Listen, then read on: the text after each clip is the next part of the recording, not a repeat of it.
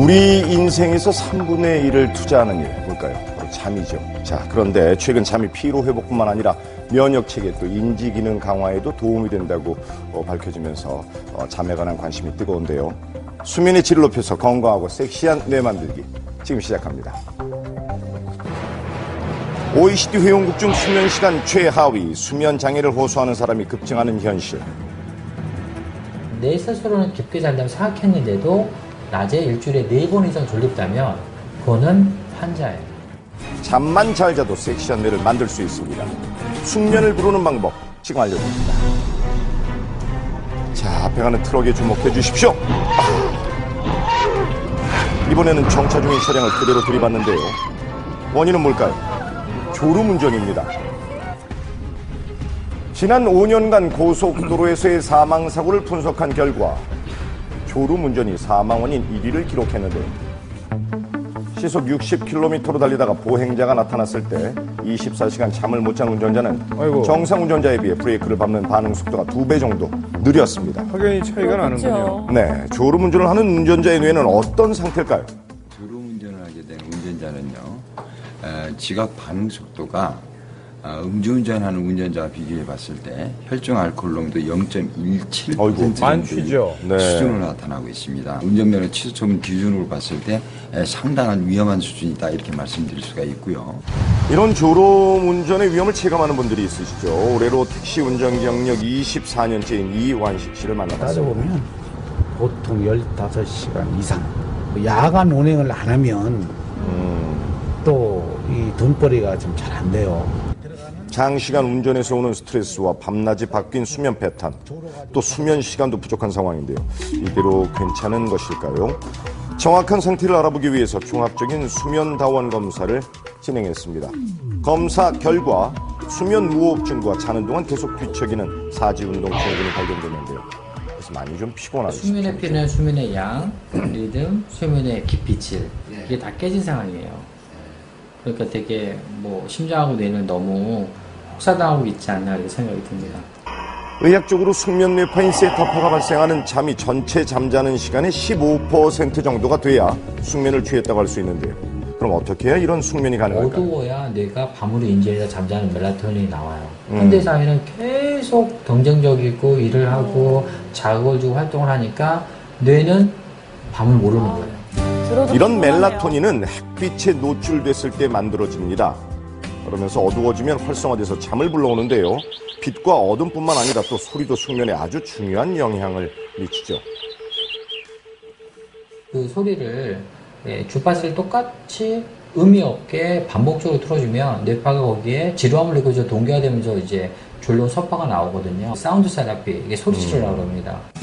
잠이 필요한 사람들이 모이는 휴게소입니다. 졸음 때문에 찾았지만 사실 잠들기가 쉽지 않죠. 주변 소음도 있고요.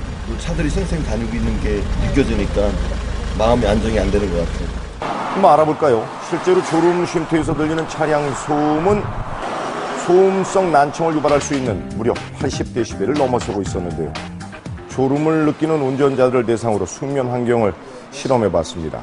획기적으로 교통사고를 줄일 수 있는 그 방법을 찾고자 졸음 극복 프로그램을 지원해서 졸음 사고를 줄일 수 있는 졸음을 호소하는 운전자의 현재 몸 상태를 측정하고 비슷한 정도의 피로도를 느끼는 운전자들을 두 종류의 실험군으로 나눠서 한쪽 사람한테만 뇌파를 안정시키는 음원과 빛을 체험하도록 하고 서로 다른 조건에서 수면을 유도해 봤는데요.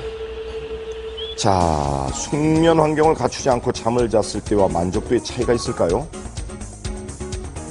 어땠나요? 잠을 한참 못 잔 것 같았는데 어느 순간 잠들어 있더라고요. 어허. 처음엔 이렇게 자려면은 좀 꾸짖한데 그런 게 없이 가뿐하네요. 몸이 가볍네요. 가뿐하다. 자, 그렇다면 반대의 경우는 어떨까요? 되게 무거워 보이시는데요. 잠을 좀 더 자야 될 것 같아요. 네. 이 빨간색 선의 경우에는 수면 보조기구를 체험하신 분의 결과고요. 이 초록색 선의 경우에는 수면 보조기구를 체험하지 않으신 분의 결과인데요. 빨간 선을 보시면은 수면을 취하심에 따라서 세타파의 활동량이 점점 더 강해지는 것을 볼 수가 있는데요. 체험하지 않으신 분들께서는 수면을 계속 하심에도 불구하고 세타파가 증가하지 않은 결과를 저희가 확인할 수가 있었습니다. 그렇군요. 이런 숙면의 효과를 직접 느끼고 있는 곳이 있습니다. 업무로 한창 바쁜 오후 2시입니다. 하지만 점심 식사 후라 가장 졸린 시간이기도 하죠. 아무래도 야근하고 집에 늦게 들어갔다가 다음날 아침 일찍 일어나야 되니까 그때가 제일 피곤하죠. 그런데 일하던 중 뭔가 적기 시작합니다. 이름과 시간을 장부에 적네요. 그리고 업무 시간에 당당히 찾아간 곳이 있습니다. 수면실입니다. 낮에 쉬시거나 점심시간에 자는데요. 이제 쪽잠도 여기서 휴게실에서 자고 있습니다. 서울시청에서는 1년 전부터 하루 한 번 낮잠 시간을 허용하고 있는데요. 햇빛과 소음을 완전히 차단한 수면실에서 짧은 낮잠을 자고 났을 때 업무 능률도 달라진다고 합니다. 괜찮네요. 별거 아닌 것 같지만 잠깐 자고 옴으로써 조금 더 창의적인 사고는 분명히 할 수 있는 것 같습니다. 실제로 깊은 낮잠 30분 정도만으로도 수면 부족으로 인한 호르몬 불균형이 해소된다는데요. 자신만의 방법으로 숙면의 효과를 보고 있다는 남한기 씨를 만나봤습니다. 뭐 하시는 건가요? 여기에다가 담아서 전자레인지에 돌리시는 거예요. 스팀 타월. 책을 많이 보다 보니까 제일 먼저 피로도를 느끼는 게 눈이거든요. 그래서 이제 이렇게 돌린 다음에 눈에 대고 있으면은 눈이 개운해지고 이렇게 온찜질로 눈의 피로를 풀어주는 게 바로 숙면의 방법이라는데요. 그리고 전자기기에서 나오는 청색광, 멜라토닌 분비를 억제하죠. 스마트폰을 꺼줍니다. 본격적으로 낮잠을 잘 준비를 하는데요. 이때 숙면의 비법이 한 가지 더 있습니다. 짧은 수면 시간이라도 깊은 잠을 잘 수 있도록 소리와 빛의 환경을 만들어주는 건데요. 이 방법들이면 어떤 상황에서도 숙면을 취할 수 있다고 합니다. 자고 나면은 다른 일반적인 잠을 잔 것보다도 훨씬 더 깊이 있는 잠을 잔 느낌을 받게 되고 그리고 더 효율적인 시간을 앞으로 쓸 수 있게 되는 거죠. 뇌 건강을 지키는 명약 잠, 빛과 소리에 숙면의 비밀이 있습니다.